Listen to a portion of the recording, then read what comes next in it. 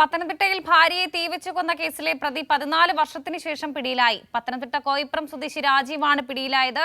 അറസ്റ്റിലായ പ്രതി ജാമ്യത്തിലിറങ്ങി മുങ്ങുകയായിരുന്നു. വിവരങ്ങളുമായി സുജു ടി ബാബു ചേരുന്നുണ്ട്. സുജു, വർഷങ്ങൾക്ക് മുൻപ് നടന്ന സംഭവമാണ്. എങ്ങനെയാണ് ഈ പ്രതിയെ പിടികൂടിയത്? വർഷം സൂചിപ്പിച്ച പോലെ 14 വർഷങ്ങൾക്ക് മുമ്പ് നടന്ന കേസാണ്. ഈ അറസ്റ്റിലായ ശേഷം പ്രതി ജാമ്യത്തിലിറങ്ങി മുങ്ങുകയായിരുന്നു. തിരുവല്ല ബസ് സ്റ്റാൻഡിന് സമീപത്ത് വെച്ചാണ് പ്രതിയെ പിടികൂടുന്നത്. ഈ സംഭവത്തെപ്പറ്റി പോലീസ് പറഞ്ഞിങ്ങനെ പത്തനംതിട്ട കോയിപ്പുറം സ്വദേശി രാജീവാണ് പോലീസിന്റെ പിടിയിലായിരിക്കുന്നത്.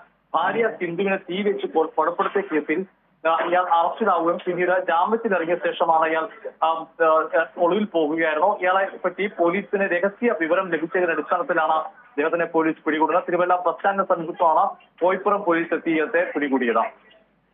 സുജു, അതിലൊരു കാര്യം കൂടിയുണ്ട്. എന്തിനാണ് ഈ പ്രതി കൊലപാതകം നടത്തിയത് എന്നുള്ളതിൽ എന്തെങ്കിലും വ്യക്തതയുണ്ടോ? ഇപ്പം വർഷം നമുക്ക് മനസ്സിലാക്കുന്ന 14 വർഷത്തിന് മുമ്പിൽ കുടുംബവുമായി ബന്ധപ്പെട്ട കുടുംബത്തിലെ തർക്കമാണ് ഈ ഇത്തരം ഒരു കേസിലെ കൊലപാതകത്തിലേക്ക് നയിച്ചതാണ് മനസ്സിലാക്കാൻ സാധിക്കുന്നത്. ഇനി എങ്ങനെയാണ് പോലീസിന്റെ തുടർ നടപടികൾ?